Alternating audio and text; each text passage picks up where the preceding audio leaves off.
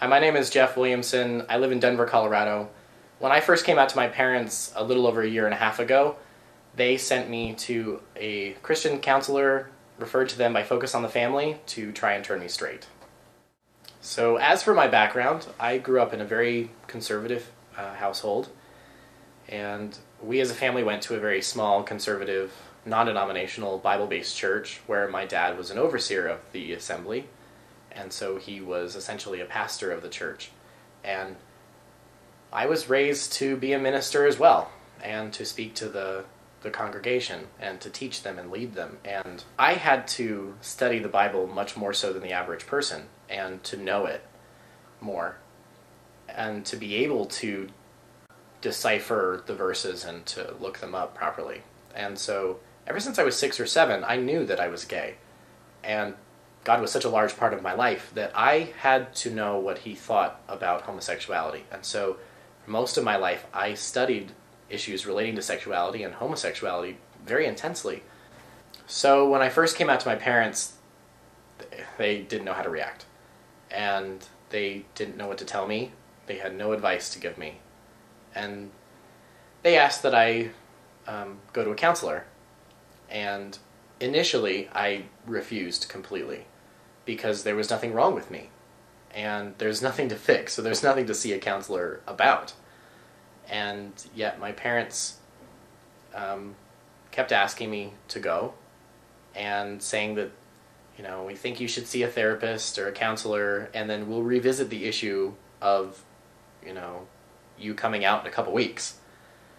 And I continued to refuse until my mom made an appointment for me to go anyway. And while I wasn't exactly forced to go to see this counselor, because I drove myself to the session, I felt an intense pressure from my parents to go. So in the week leading up to the appointment, I spent a lot of time studying the Bible and what it said about homosexuality, because I wanted to make absolutely certain I knew what I believed, and that I wouldn't be dissuaded or persuaded in any other direction by someone that I've never met before. I wanted to know what God thought about it and what the Bible said, and determine for myself what I was going to believe. And I did a lot of online research in terms of how Christian counselors were to deal with the issue of homosexuality in these counseling sessions. And I came across this idea of reparative therapy, and the premise of it that somehow you could change your sexuality or alter your sexuality, or you could suppress your sexual urges, was incredibly offensive to me. And ultimately, I was really getting prepared in my mind, or I was under the impression that I was headed towards a reparative therapy session. So when I went for the session, sat down in his office, and we started to get to know each other, and I was really nervous because this is something that I just told my parents, and it's something that I had hidden from everyone for over 15 years. And suddenly I'm supposed to talk about my sexuality and how I felt with someone I just met. And it was hard. So we started talking about my relationships with my family and my mom and my dad, and we started talking about the church that I went to and the beliefs that we held, and we started talking about my relationships with my friends. And I noticed that the conversation was being directed towards my male friends, mostly. And granted, I was there to talk about homosexuality and my attraction to men. And yet, somehow, the conversation was being moved to all male relationships. And there was this idea presented in the process when we were talking about my same-sex attraction to men and some of those relationships turning to friendship as I got to know these people, that there was a theory that possibly I lacked a sense of masculinity. And because I lacked that sense of masculinity, I sought it with other men. And as I began to get to know these men, and I began to own their masculinity or identify with their masculinity, then my same-sex attraction would go away and become friendship. For a few fleeting moments, I entertained the idea, until I realized that I didn't agree with it at all. And I was really disturbed to really realize in my own mind that the groundwork was being laid for a future reparative therapy program. Up until that point, the phrase reparative therapy hadn't been uttered by either of us, and I decided to ask him what reparative therapy was. So I turned to him and said, "So what's reparative therapy?" And he seemed to be taken off guard a little bit by my question, and so he turned to me and said, "Well, reparative therapy is for those people with unwanted sexual same-sex attraction who are willing to go through a program to change or alter their sexual orientation to a heterosexual attraction."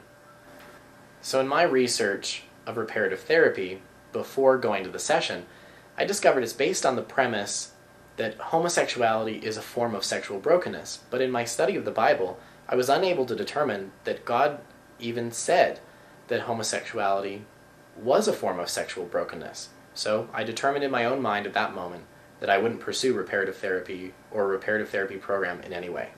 So it was that point in the counseling session that I decided to take control, and I ended up getting into a theological discussion with him about what the Bible really said about homosexuality. And it's something I don't recommend people do, because unless you're really prepared, it's difficult to have these discussions with Christian counselors. But I was determined to present my beliefs and what I knew to be true in my research and my study of the Bible, and I was determined not to lose any ground. So after we kind of finished the theological discussion, he turned to me and said, "Well, Jeff, we're nearing the end of the session, and I can tell that you are an extremely articulate and intelligent and composed young man who knows what he believes, and I think you know whether you're going to continue with this or not." And I turned to him and I said, "Yeah, I know, and this is probably going to be the last time you see me." And he said, "Initially I had reservations about seeing you because your mom made the appointment for you.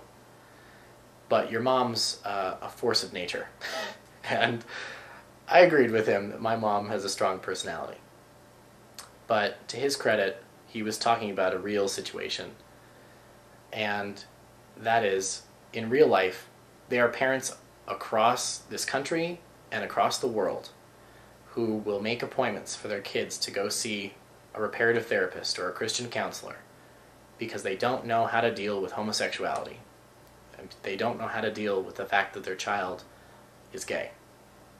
And if you're one of those kids facing the prospect of seeing a reparative therapist or a Christian counselor because you're homosexual, ask your therapist what they believe ethically is right about treating someone who didn't contact them initially or who is not interested in changing their sexual orientation whatsoever.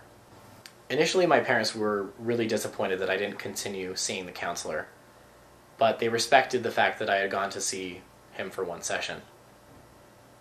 It wasn't until a couple weeks later that I found out that my parents actually started seeing a counselor to learn how to accept me as a gay man and to support me.